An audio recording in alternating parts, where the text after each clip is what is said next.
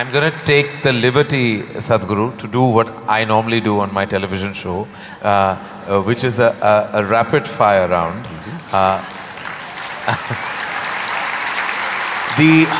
Normally the end of this round… When I was young, I watched a lot of, Wild West movies. Right. So when you fire, I also fire, all right? No, but no, I promise you, this is not that kind of… You're not in my line of fire at all. I will not take the liberty of being that person. These are just quick questions which when I ask for one word, you have to stick to that. Because sometimes you have a tendency of not exactly answering the question asked. But you give such a profound and prolific retort back that it makes you very satiated. But in this case, my only request is that if it's one word, then it's just one word. Okay. And the end of this, normally, you get a hamper, but in the absence of a hamper here, you already have something, right? Yes. So, or this beautiful bouquet that is right next to you. But so there's no hamper, but you will get my utmost gratitude. Thank you. All right, very simply, what is the one thing that is essential to living a balanced life? Sense.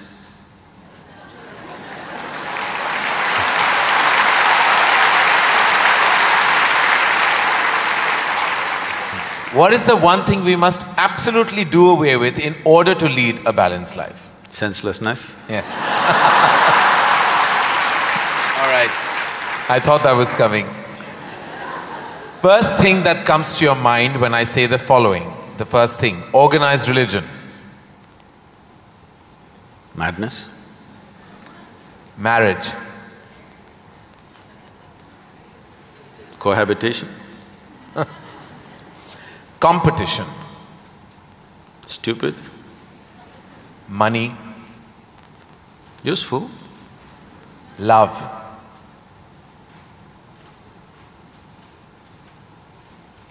Can I say a sentence? Yes. I will allow that. Most beautiful, but unfortunately crippling for most people. If I can little elaborate that, see, if something unpleasant cripples you, something nasty cripples you, it's acceptable. When something beautiful cripples you, it's a true disaster.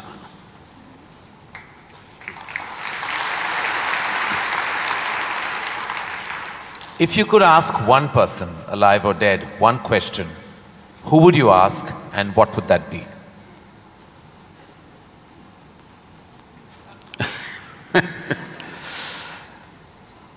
I really sorted out all my questions because I did not spend time educating myself or doing anything. I spent my entire life sorting out every damn question I had. I've kind of run out of questions. And you certainly have not run out of any answers and you never will. Best advice you have ever received? Nothing. Never? No. I never sought, nor did I receive. I made myself in such a way I'm incapable either of seeking advice or giving advice.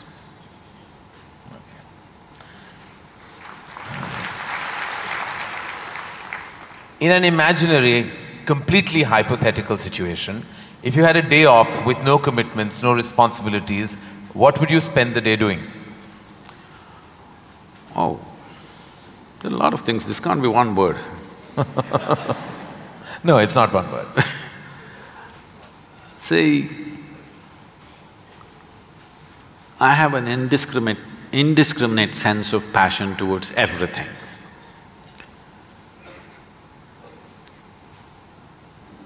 There were lots and lots of things I did at one time, but these days, time is not allowing me to do that, so generally if I have little time, all I do is play golf. Because that's safe and within the city and I can get back in time for something else to be done. But if an entire day is left to me, which they have not done for a long time, They've not left it to me. If that happens, I will close my eyes and sit, because that is the best, I am at my best when I truly have nothing to do.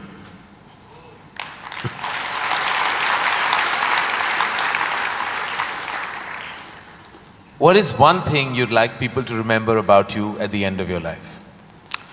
They must live so wonderfully that they don't even remember me.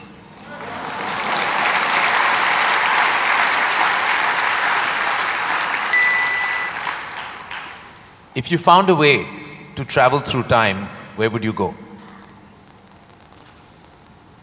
I'm kind of done with all those things. Your universe visited already. You have visas for every part of this ecosystem. If we can do some slow fire. Yeah. Because that's a question with many ramifications. This, for example, traveling in the world, we jetted around and now we want to travel to the Mars, we want to travel to another place. And now that's not enough, we want to travel into the past and future. All this longing is again exploratory in nature. Whether you go on vacation to Maldives or you want to go to Mars, it is fundamentally exploratory. Maybe you're also thinking of relaxation and pleasure and whatever, but essentially it's exploratory, otherwise why can't you do it here? It's something that you want to do, you want to touch another place. This longing is there in the human being only as long as the life that you are remains in a seed form. That is, it did not sprout and blossom. This happened when Adiyogi was expounding the science of yoga and talking about the nature of the cosmos, how it's related to your individual self and what you can do with it. Then the seven sages who were with him, they asked, what is the nature of this cosmos? How big is it? Where does it begin? Where does it end? So he laughed and said, your entire cosmos, I can pack it into your mustard seed. Because your ideas of time and space are essentially because you're living within the framework of your intellect. If you cross that dimension, then there is no such thing as time and space. Everything is here and now. So, traveling through time, space, no, it means nothing to me, because it's difficult to express, difficult to articulate. If I sound little… I have a reputation of being very logical, but if I sound illogical or silly to you, you can blame it on my jet lag. I just come from United States after 6 weeks, so you can say maybe he was jet lagged, that's why Sadhguru is saying something silly. But I'm fine. I'm saying this because you can't fit the universe into your silly little logic. Today's human being is too overly enamored with their own logic that they're missing the entire life. The gamut of phenomena that's happening in the existence is missed because the only way you can accept anything is it has to fit in to the square hole of your logic. Anything that doesn't fit into your logic, you will reject. In this, you rejected the entire cosmos. In this, you have rejected the magic of life. You have become a slave of logic and completely missing the magic of life. So, this time, space, all this stuff is because intellectually you're trying to dissect the universe and try to understand this. Tell me, if you sit here, suppose you're very joyful, do you see, you will not know how the day passed off. And if you're depressed, do you see the day won't pass? So time is a consequence of the miserable nature of human existence. If you are truly blissed out and ecstatic, you wouldn't know what is a day, what is a year, what is a lifetime, you wouldn't know. There have been times I sat down, I didn't realize, I thought it's 5 minutes, but people gathered around and started molesting my feet. Well, because in their understanding, I sat there for many days or whatever. This idea of time and space is a very convoluted idea simply because people are stuck in the framework of their logic. My work, my fundamental work is to take people beyond the framework of logic into the true magic of existence, our own existence. But it takes a lot of time. Still, my reputation is of being very logically correct because I'm still trying to woo them, still wooing them, you know. For the real thing to happen, they will take a long time, unfortunately, because they have become such slaves of their logic. What is the first thing you notice when you meet a person? Just everything. Everything. Everything. Past, present and future.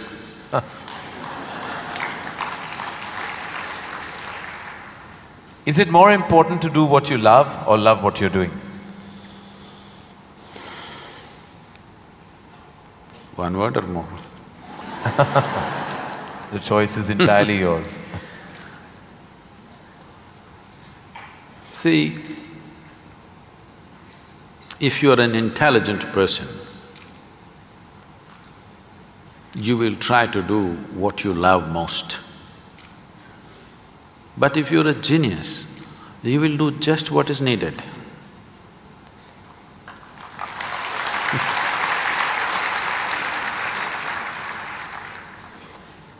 If you could be invisible for a day, what would you do?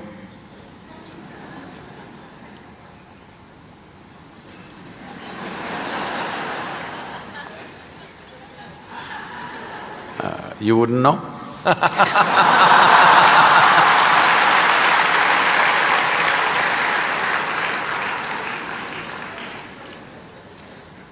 With due respect, what is your biggest weakness?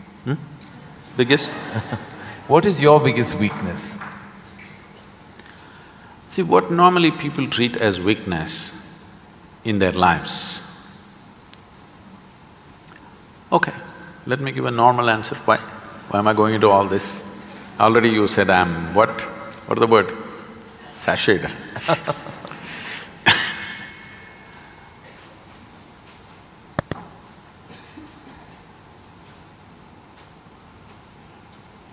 My biggest weakness is, I love danger. Without danger I cannot live. I need to do something which keeps me on the edge of being mortal, being alive and dead. I want to walk that line all the time. Every day I'm stepping on it one way or the other. Is it a weakness? I don't think so, but people think, Sadhguru, you shouldn't risk your life like this. But if there's no risk, I feel I'm not being… because most of the time in my life, for whatever I'm doing, I don't feel tested. It's only in moments of danger that I feel little tested. So my weakness is, I like to be stretched, you know. For all the time when I was riding across India and later on I started driving, my only wish was that to find a machine which will test my skills. Always found the damn things broke down if I took it to my limits. These days recently I'm beginning to get to do a few machines which are testing me, whether I can push it all the way or not. Maybe that's because of my age. No. If I had met them much younger, I think I would have… managed to work around them. One thing the world doesn't know about you. They don't know a thing about me.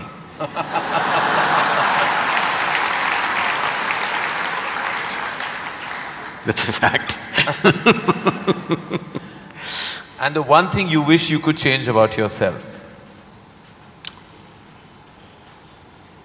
Oh, I never looked at that. I could speak Hindi. No, I'm sorry, Marathi.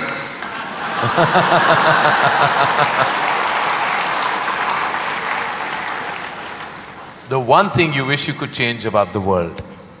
Oh, a lot of things. One. Human beings. Desperately in need of. Sir, what would you consider to be your greatest achievement? I don't think there's any. Because I always fall woefully short of my own expectation of what I could do.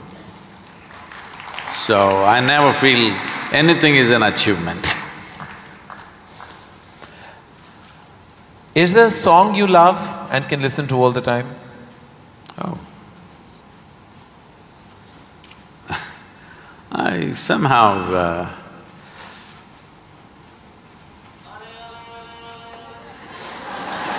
nah. Probably because this came to me at a certain time when I was in my early teens maybe. So this one song kind of comes back to me more often than anything else. It's not that I even seek it, but somehow one way or the other this song keeps coming back to me. Is how many times… Okay. I know you haven't seen any of my films, but do you have a favorite film? Oh, I've seen many good movies. At one time I saw a lot of them. I've not seen much of Indian cinema, but I saw a lot of, English cinema. But one movie that I thoroughly enjoyed at that time, because on that day the way things happened, many life situations fell together and everything, was Roman Holiday. Oh, well, I have to say that that's the first film I've ever seen in my life. My mother took me to the cinema. Here we are. It is true. Roman Holiday is the first film I ever saw. It was my introduction to the big screen. I'm glad I have something in common with you. That image of Audrey and Gregory Peck is somehow just stayed with me. Wonderful. It was probably my age. Yeah. It must have been. Something you enjoy doing and wish you had more time for? I wish I had more time, because I made myself like this, that there is nothing that I enjoy or do not enjoy. I make sure I enjoy everything that I do, including simply sitting quietly or talking to somebody or doing whatever, because my activity is not limited to one area, so many things. If you did not enjoy everything that you do and do not do, you will go insane trying to manage so many things. But I will not go insane, because I enjoy being alive. Activities, anything is okay. Everything I do, I enjoy. Small things, big things, every kind of thing. Most profound things and silly things, I enjoy thoroughly. Should us all. Lastly, in a biopic made on you, who would play you? But who would make a biopic first of all? No, there would be lots of interested people. Maybe you should animate. No, I don't think you would want that. Well, that is the end of the rapid fire, and you totally deserve the hamper that doesn't exist on this platform. But it's a virtual hamper that I've given to you with my love, gratitude and deepest amount of respect. Thank you. Thank you.